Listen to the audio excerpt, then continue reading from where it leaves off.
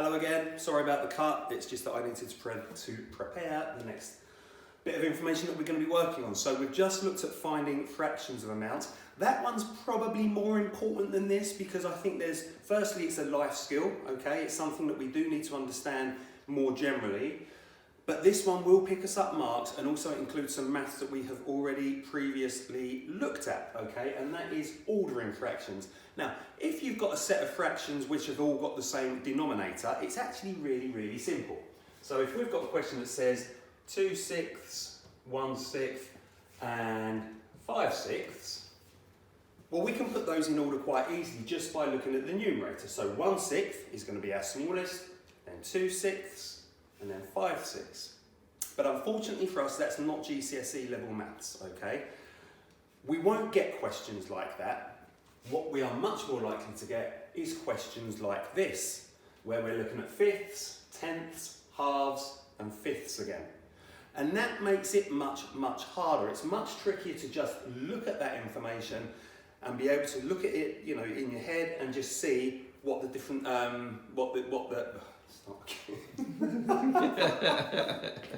In fact, no, let's not start again, let's carry on. This is real life.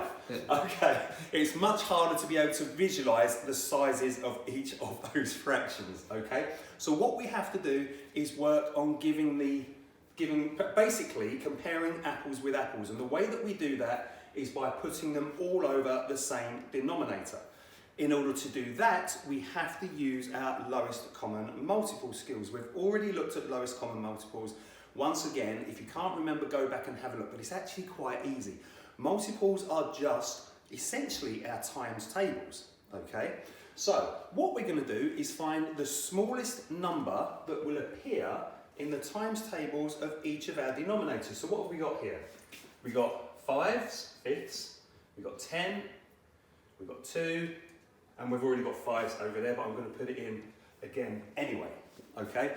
And I'm just going to list the first few numbers in each of their times tables. So we've got 5, 10, 15, 20.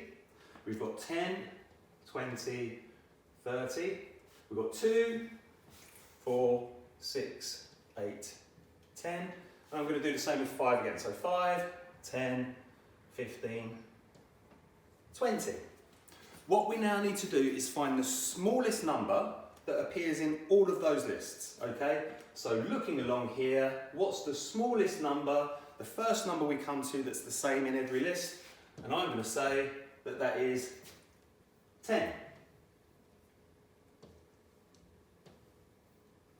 So what that means is we can put each of these over the same denominator, which is going to be 10. Okay, I'm running out of space on the board, so if I start writing quite small, you're going to have to bear with me. So, 10, 10, 10, 10. Now, let's have a look at our first one. We've got 2/5. What have we done to the 5 to turn it into 10? We've multiplied it by 1, 2. Whatever we do to the bottom, we then have to do to the top. So, because we've multiplied the bottom by 2, we have to multiply the top by 2. So that becomes 4. What have we done to 10 to turn it into 10? Well, we haven't done anything, which means we don't do anything to the top either. What have we done to 2 to turn it into 10? We've multiplied it by 1, 2, 3, 4, 5.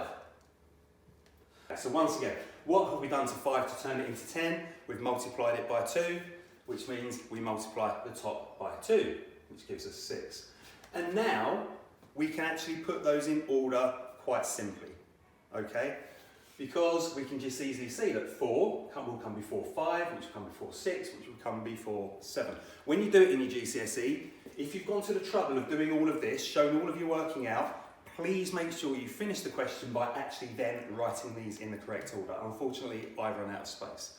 Now, there's a lot of maths involved in that question, so we're going to do one more example, and this time, hopefully, I won't get a fit of the giggles and we can go through it seamlessly. Okay, let's see how we get on.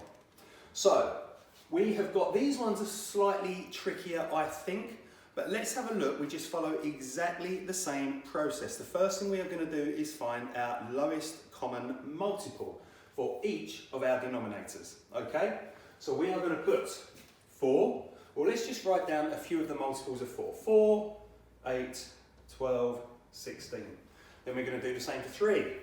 3, 6, 9, 12. Same for 2.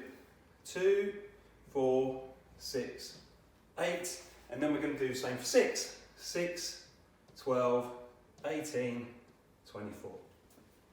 So, what's the smallest number that appears in every one of those lists? Well, I'm immediately seeing the number 6, except I'm not, because the number 6 doesn't appear in the top row. Okay, so let's have another look. Have we got a number that appears in all of those lists? Well, we've got the number 12.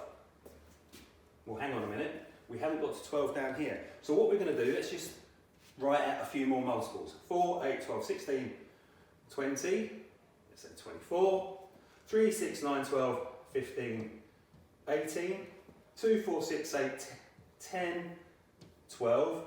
Ding, ding, ding, ding, ding. We've now found our 12. That's going to be our lowest common multiple, because the first number that appears in all of our lists is going to be the number 12.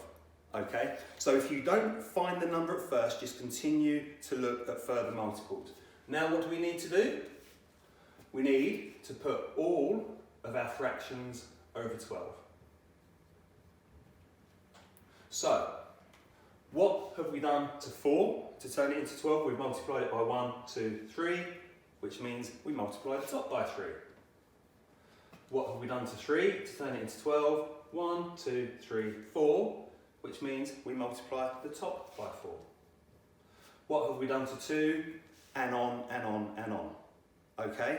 I would like you to complete that one. As I say, once you've got all of these over the same common denominator, please take the trouble to then write them in order, and you'll pick up all of the marks that you need. Okay? As always, or as I said at the start of this, don't try and do everything in one hit. Much more important to just do 10, 15 minutes a day, or 10 minutes a day is absolutely fine. And we'll see you again next week.